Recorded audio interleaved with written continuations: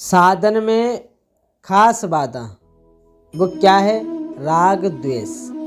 तो इस राग द्वेष के बारे में जानें। हम कोई साधन करते हैं, या गृहस्थी का साधन हो, या अपनी व्यवस्था का साधन हो, या परमात्मा का कोई साधन हो, ठीक है। तो सभी अपनी बात का रखना चाहते हैं, जिसमें ये दोष हो उसे सुधार करना चाहिए। अब मैं दोष बताने वाला हूँ, जो इसमें जो माने किसी में अगर ये दोष हैं तो उसमें सुधार करना चाहिए। सुधार भगवान की कृपा से हो सकता है, ये बात समझ।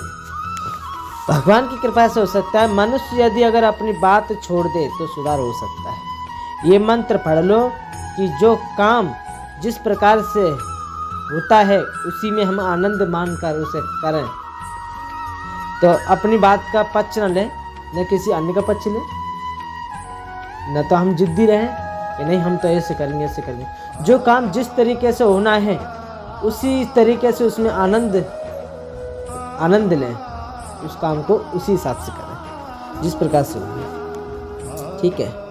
और राग द्वेष होने का एक अहंकार है हमारे अंदर। जो राग है, जो द्वेष है, राग का मतलब हमें अच्छा सुनना है, ये नहीं सुनना, वो सुनना है, हमें तो इस प्रकार अच्छा लगता है। जैसे कि अब बहुत से तुमने देखे होंगे प्रोग्राम होता है, तो प्रोग्राम में क्या है कि जैसे गणेश जी की आरती लगा देते हैं डीजे पे, आरती लगा के अब जय गणेश जय गणेश जय गणेश देव आ रही है। अब तुम अपने मुँह से तो करना रे, अब हम डेग में बज रही है जय गणेश, तो अब हमें राग आ गो ना, तुम्हें वो अच्छा लग रहा है ना। अरे सब अपने मुंह से बोलेंगे तो और आनंद है, कुछ और है। जिस तरीके से ये परंपरा चली आ रही है उसी तरीके से हमें करना चाहिए। ये नया मॉडल, ये राग है, ये द्वेष होने का एक अहंकार है। हम लोग समझते हैं कि 16 आना बुद्धि मेरे में ही है, जिसमें जितना राग द्वेष कम होगा वो उतना ही भगवान के निकट पहुंचेगा। परमात्मा की प्राप्ति में विलंब क्यों? क्योंकि पक्षपात है, समता नहीं है।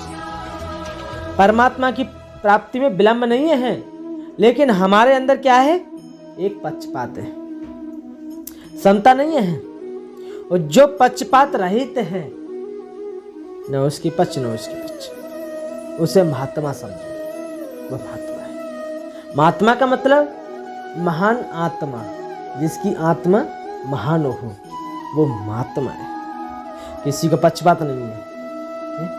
मेरा ये कितना भी गाते बड़ा मित्र क्यों ना हो, प्राणों से कितना भी प्यारा क्यों ना हो, लेकिन इसने जो कर्म किया उस हिसाब से मैं उसे दंड दूंगा। इसमें कोई पक्षपात नहीं होना चाहिए कि ये मेरा है तो मैं इसे बख्श दूँ, इसे बख्शूंगा नहीं। इसका कर्म के हिसाब से इसे दंड मिलेगा। परमात्मा किसी को बख्शता नहीं है, हाँ, लेकिन चेतावनी जरूर देते हैं अपने भक्तों को, लेकिन दंड तो उन्हें भी भोगना पड़ता है जो उनके भक्त होते हैं। ये नहीं कि उनके भक्तों को दंड नहीं मिले, दंड उन्हें मिलता है। तो आपस का मत भले ही ना मिले, राग द्वेष नाश होना चाहिए, बिल्कुल आशा नहीं हो। अब यहाँ पर ये बात आई है कि हमने जो पहले बात की कि जिसमें ये दोष हो उसे सुधार करना चाहिए। इन चीज़ों को सुधार करना चाहिए, जो राग द्वेष है इन्हें समझना चाहिए। राग का मतलब ये हमें अच्छा लग रहा है, ये हमें सुनना अच्छा लग रहा है, वो नहीं अच्छा लग रहा है। ये द्वेष हो गया, वो नहीं अच्छा लग रहा है, ये अच्छा है, वो बुरा है। जो बुरा है उसमें दोष हो गया, जो अच्छा है उसमें राग हो गया। तो ये जिसमें ये राग द्वेष है उस चीज का हमें सुधार करना चाहिए। हैं, तब भी मनुष्य आशावादी बनना चाहिए। जब तक जीवन है तब तक आशा रखनी चाहिए। हमारा जीवन है जब तक आशा रखनी चाहिए।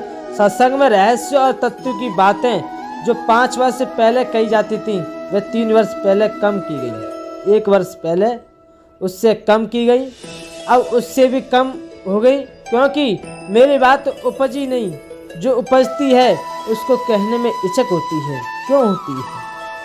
मैं यदि आपको कह दूं कि आप मेरे मन के अनुसार चलें, उस प्रकार से चलने पर यदि मैं दावा करके कहूं कि आपको निश्चित रूप से परमात्मा की प्राप्ति हो सकती है, तो मैं उन्हें नहीं कह सकता हूँ, ऐसा कहने में मेरा पतन समझता हूँ, क्योंकि ना तो मैं ऐसा महापुरुष हूँ, न मेरे हाथ में अधिकार है।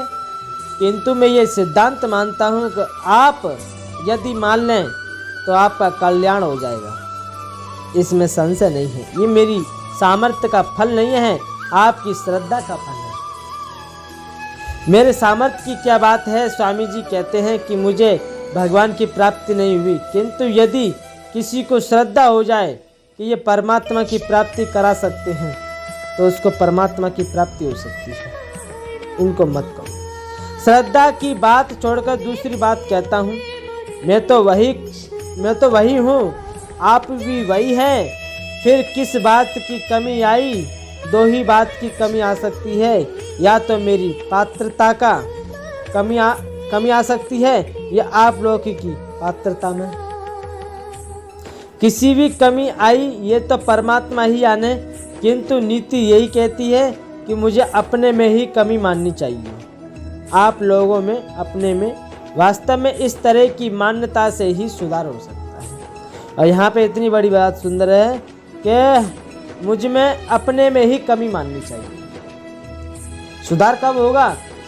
जब अपने में कमी देखोगे। सामने वाले में कमी देखोगे तो कभी सुधार नहीं हो सकता। आज उसकी देख रहे हो, कल किसी और की देखोगे, हैं? कल किसी और की देखोगे, उसमें तो आप कमियां ढूंढते रहोगे, इसमें कमी है, उसमें वो कमी है। लेकिन हमारे अंदर जो गलतियों का जो पोटरा रखा हुआ है, बुराइयों का, वो कमी हमने अपने अंदर दूर नहीं की। हम अपने अंदर कमियों को देखें, हमारे अंदर क्या करेंगे? हमें गुस्सा आया तो क्यों आया? हमारे अंदर लोभ आया तो क्यों आया? हमारे अंदर मोह आया तो क्यों आया?